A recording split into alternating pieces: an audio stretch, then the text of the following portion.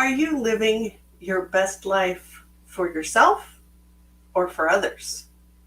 Hi, I'm Barbara Ann Shepherd, and today I just want to talk about the fact that we sometimes get into a groove because we're living for other people. We tend to forget that we have our own identity. We forget that we need to live our life separately as well as together with someone else. We, as mothers specifically, have that tendency to let our identity get subsumed by our children, our family, making sure the house runs right, making sure everything goes well, and we tend to forget that we are our own person. We have our own dreams, we have our own things we want to do, yet for some odd reason, when we become a mother, we step into a whole different realm. It's almost like we completely do a 180 and we're so focused on everyone else, we forget about ourselves. Now, if you caught my live last Friday, you'll know I was talking about grief. When you lose a child, you lose a husband, you lose a parent, you lose anyone, you have to walk the path of grief. And here's the thing with grief, it never goes away. It just becomes either gentle waves with the occasional tsunami, or with just a higher wave than normal. And at certain times of the years, when there's a birthday, an anniversary, or anything that's important to you, it comes on.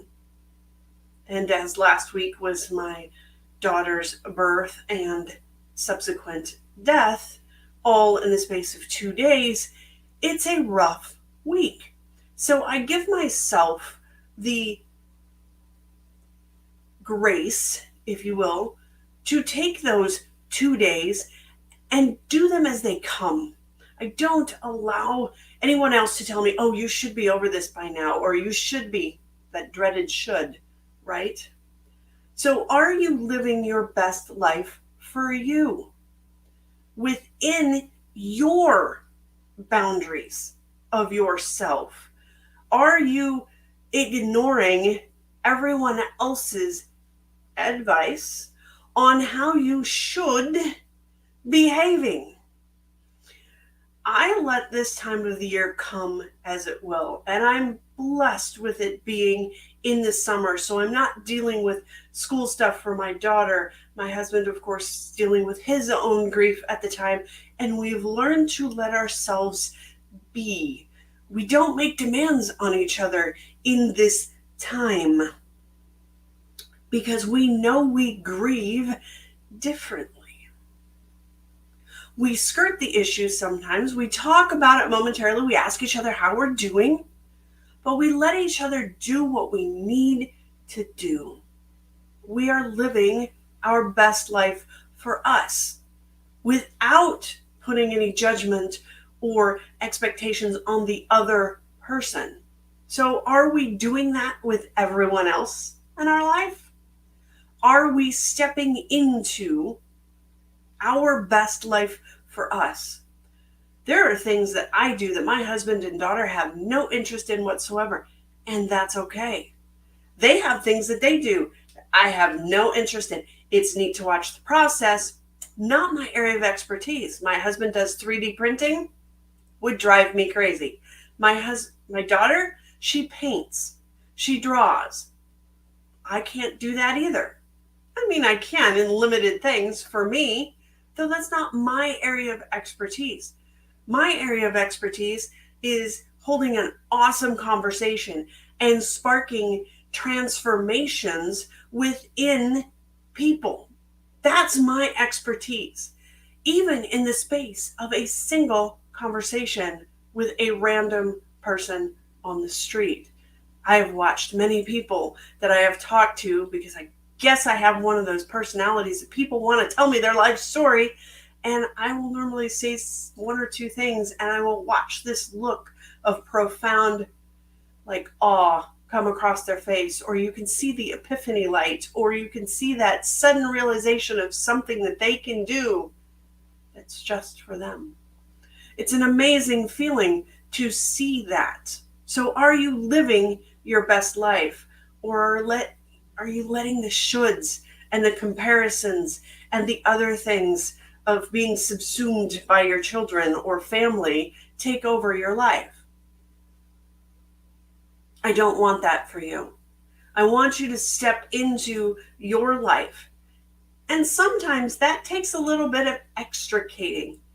I know when I first had Jordan, my first daughter, I got subsumed into her. She was my life, almost to the to the detriment of my husband. I had to learn fairly quickly. Then I had Gabby, and we had her and we lost her all in the space of 24 hours. So huge wake-up call, not so much in the moment, but overall. And luckily enough, she became an organ donor. She lived her best life in the space of 24 hours. The rest of us, we tend to get a little longer. Though she's got 8 babies out there that are alive today because of her.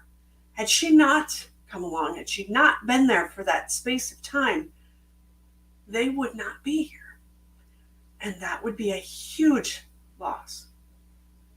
Because we never know what we're going to do when we're born. We need everybody out here doing what they do best. So live your best life within your parameters and boundaries. We can include people within our life, not to the exclusion of ourselves. We don't need to compare. We just need to be us. And when we're us, we give other people permission to be themselves as well. So take a few moments today and reassess. Are you living your best life, or are you living someone else's life? Because maybe somebody else told you, oh, this is what you should be doing. Oh, this is your area of expertise. You should stick here. When you have that nudge in the back of your head going, I could be doing something else. Take a moment. No matter where you are, what space you're in, what your family looks like, whether you're single, you have family, whatever your money situation, whatever in your life, you can start down your path and still support others in theirs. It can be done. It might just take a little bit of work. And it might take a few years. Your version of success could be 10 years. Mine could be 30. Who knows? We never know what we're going to have from day to day. All we can do is work in our way, have fun in our way, love in our way, hate things in our way. All of those emotions need to come into play and step into our version of a great life. And here's another thing that I want you to do this week. Ask for what you want. From yourself, from your spouse if you have one, from your significant other, from your family, from strangers on the street. Ask for what you want. Because the universe, when you ask for what you want, has a tendency to hand you what you need. And it might not look the same, so keep an open mind. You never know what's coming your way unless you have an open mind and you're ready to embrace it. Embrace what your life looks like right now. Dream about what you want it to look like.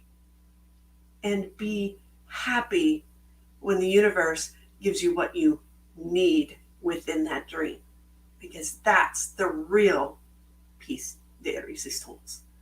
When the universe hands you everything you need,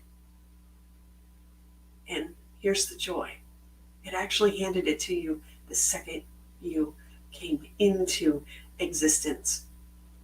You're already on your path. We just need to drop a lot of the earthly stuff and go, that's it. That's for me. I don't need all this baggage, and walk into that light. So, heads up, if you've made it all the way through this video, heads up, on Friday, I will be a little later than usual due to the fact that I am going on vacation this week, starting tomorrow. And I have no idea where I will be on the road on Friday. And so when I get a chance to stop later in the day, I will. So you may see me earlier in the morning, you may see me later in the morning, or at least some point on Friday. I just don't know when it will be. So today, take a moment, step into your dream life.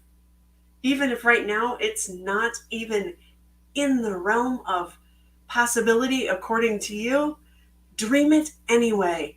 And then look at your life now and go, wow, what's the one thing I can do today to start making that dream world that I want possible? Because you're possible. Because you're walking the graceful